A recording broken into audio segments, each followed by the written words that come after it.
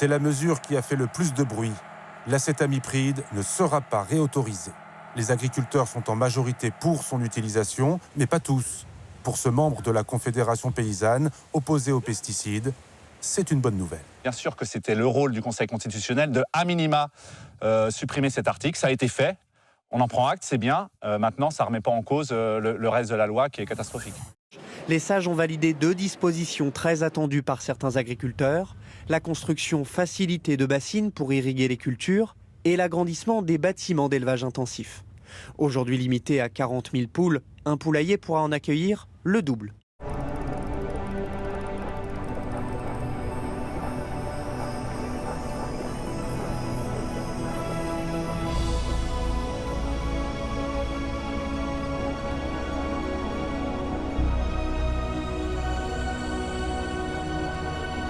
Le Conseil constitutionnel ne dit pas que l'acétamipride ne pourra jamais être réintroduit en France. Le Conseil constitutionnel dit que ce n'était pas encore assez encadré sur la durée, ce n'était pas encore assez encadré sur la liste des filières. Donc en fait, il nous donne les éléments qui pourraient permettre, avec un nouveau texte, de trouver des solutions pour pouvoir peut-être réintroduire l'acétamipride. Je vais être fou de colère. Colère, colère, colère. Une décision qui provoque la colère des défenseurs du texte. La droite et l'extrême droite s'attaquent directement à la légitimité des sages. Le niveau d'ingérence des juges constitutionnels devient un vrai problème pour notre démocratie. En se comportant comme un législateur alors qu'il n'en détient pas la légitimité démocratique, le Conseil constitutionnel scie la branche sur laquelle il est assis. Alors les sages ont-ils réellement outrepassé leurs droits? Ils ont appuyé leur décision sur la charte de l'environnement, qui fait partie de la Constitution depuis 2005, sous l'impulsion de Jacques Chirac. Elle a donc une valeur supérieure à celle de la loi. Je suis moi-même producteur de betteraves, je suis aussi éleveur. Je peux vous dire qu'aujourd'hui, on a la jaunisse, c'est un puceron qui pique la betterave et qui, la betterave jaunit, donc elle aura moins de sucre, moins de rendement. Et donc on aura un problème de rentabilité de cette filière. Et à terme, on va arrêter cette production. Thomas Lafoisse cultive des betteraves bio dans l'Essonne. Lui, mise sur des alternatives naturelles depuis 7 ans. Malgré les insectes, il affirme n'avoir jamais perdu plus de 20% de sa production. Cette année, là, on a eu une énorme attaque de pucerons, mais dans les jours qui ont suivi, il y a eu des nuages de coccinelles et de larves de coccinelles qui ont réussi à réguler la population. Et puis surtout, la rotation des cultures. En fait, sur 6, 7 ou 8 ans, on va alterner différentes cultures qui vont casser les cycles des maladies, des reproductions des insectes et des mauvaises herbes aussi. Allez, Morane!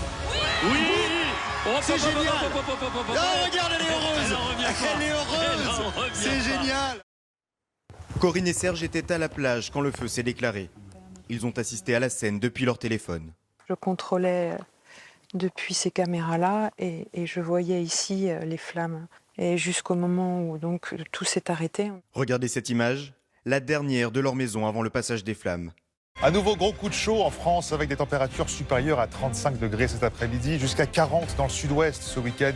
Un épisode de chaleur qui devrait s'accentuer et s'étendre dans les prochains jours selon Météo France. Tout ça.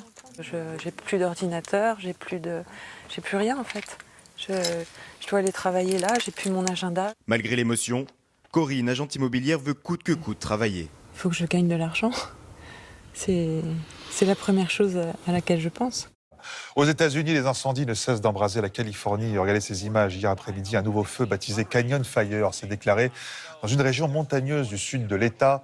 Il se propage rapidement et a ravagé en quelques heures près de 2000 hectares de végétation. Des milliers de personnes ont dû être évacuées.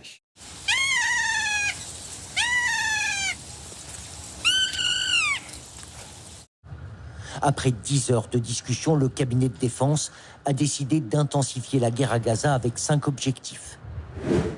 Désarmement du Hamas, retour de tous les otages, démilitarisation de la bande de Gaza, contrôle sécuritaire israélien et mise en place d'une administration civile alternative. Le plan d'occupation de Gaza provoque une vague de réactions au niveau international. Beaucoup de paroles, sauf l'Allemagne qui a pris une mesure concrète. Berlin va suspendre les exportations d'armes qu'Israël pourrait utiliser à Gaza.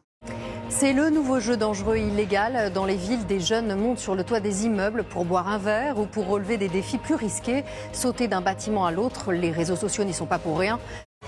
Jusqu'au bout, jusqu'au bout, jusqu'au bout, jusqu'au bout, jusqu'au bout. Est-ce qu'il va y aller? 22 secondes et 30 centièmes. Incroyable. 5, 4, 3, 2, 1, c'est perdu alors. À 1 seconde près, je suis désolé.